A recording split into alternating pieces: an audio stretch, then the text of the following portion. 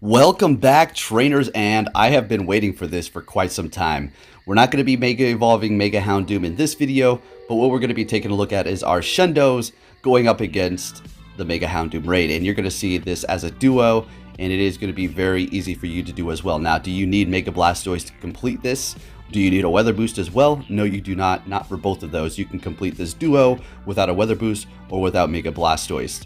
So we are going to have cloudy weather, making the fighting types boosted, making Conkeldurr the second best counter to go up against it, beside Mega Blastoise, of course, and then we're going to have the Lucarios behind it. It was calling for Machamp. We're going to be taking a look at the counters here in a moment for the different types of weather. We did go over that, but we're just going to go over a refresher so you have it fresh in your mind without having to go back to the other video here. So I'm going to be doing this with my friend 907 Filling Kids. Been friends with him for a while. We are best buddies, so we do have that boost as well. He is going to be using his Mega Blastoise too, of course, which is going to be a best buddy. Mine is not quite there yet, but we do have that beautiful Shundo. So as you can see, the damage from the Mega Blastoise is just amazing. Now, I didn't dodge as much as I probably should have. This is going to be my second Mega Houndoom raid. The first one, it was invited by somebody, and it wasn't a duo by any means, so I did already do one. But yeah, you're going to see how well it's going to perform. But then, of course, we're going to be bringing in our beautiful Shundo Conkeldurr. Let's go. Here it is. Finally gets to see some action after we did completely max it out as well as purchase that secondary move. So this is going to be my third Conkeldurr with a secondary move, completely unnecessary, and that's what happens when you're impatient. Now, the first one I did make was just because it was new and I wanted to test it out, and of course down the line I did do a lucky trade and received a 98, and then it just keeps getting better, and I get this Shundo, in which of course I max out as well. So as they got better, I just continued to buy secondary moves, and that's why they all have those on here. So for this first raid here, we're going to go ahead and just back out at this Conkeldurr, because the comparison from Blastoise to Conkeldurr, even in the cloudy weather getting the fighting type boost, Mega Blastoise is it's just so good going up against it. You can really just back out after your Mega Blastoise does fade out and then revive it and go back in with it, and you'll be good to go. I mean, honestly, do a few dodges here and there. If you're going to be going up against the fire movesets, you're going to be resisting those. And if you're going up against the dark type moves, it's not going to be too threatening, but the more you do dodge, the better. Yes, when you do absorb that damage, it will be able to gain you energy faster, but with Mega Blastoise, you don't really need to do that too much.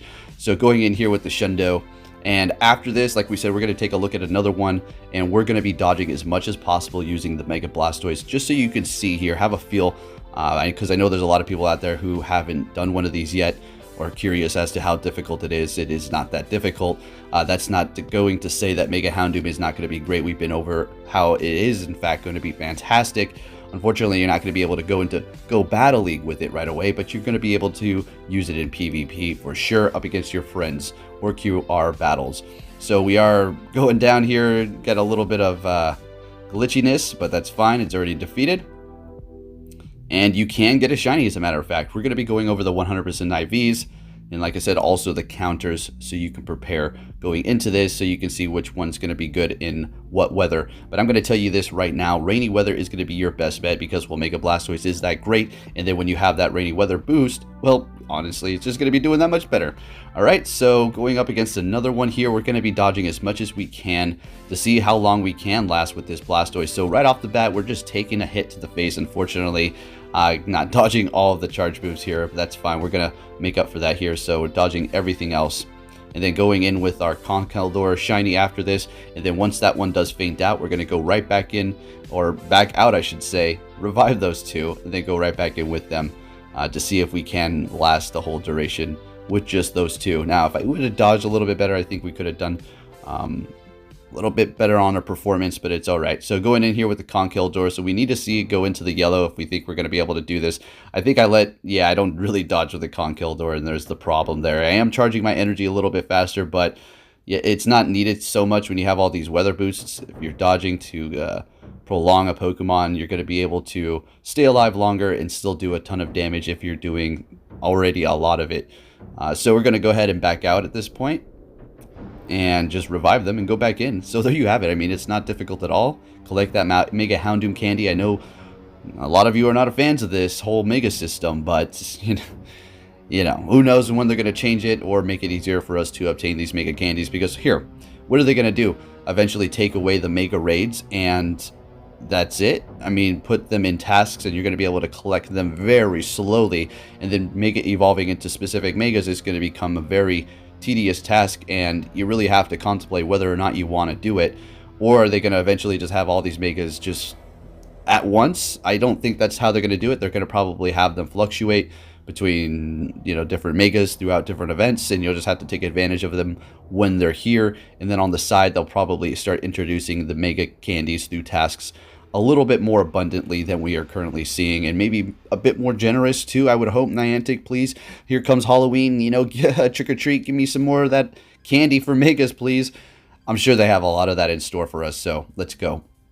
I didn't really do too many Pidgeots. I have plenty of candy. You don't need a ton. It doesn't require too much to Mega Evolve that, and yeah, I haven't been doing raids like crazy, guys. You know how I used to do all those raid challenges. I can't stand the raid system, waiting in the lobby, how broken it is. So to save myself the frustration, I slowed down on that, but we still got it if we need to.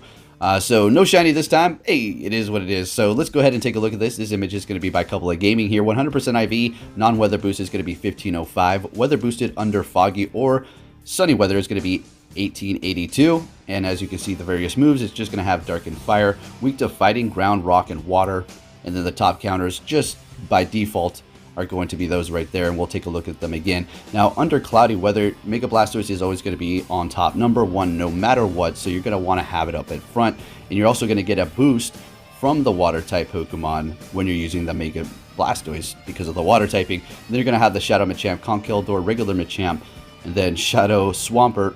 Lucario is going to have a better time than the regular Machamp. Machamp is just going to be able to survive longer because, well, in case there's fire moves, right? And then you're going to have Shadow Tyranitar, Hariyama, Shadow Poliwrath, regular Blaziken, Kyogre, Rhyperior, Shadow Gyarados, Rampardos, and Terrakion. So as you've seen in the video here, we went in with our Blastoise. Then I had 3 Conkeldurrs. I'm not 100% sure what his team was, but we got the job done, no problem. I did see a Machamp or 2 on his team. Those could have been 100s, I'm sure of it.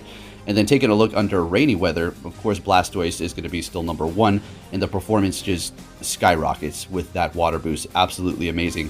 Number 2 is going to be Shadow Swampert, and then Kyogre, which is going to be something a lot of people have. The Shadows, not too much. Then you're going to have Shadow Gyarados, regular Swampert, Kingler because of Crabhammer, and then you're going to have Empoleon, Feraligatr, Shadow Tyranitar, Shadow Blastoise, Crawdon, Shadow Machamp, Sharpedo, which is going to be very glassy, and that's going to be a Shadow, regular Gyarados, and then Shadow Ammonite.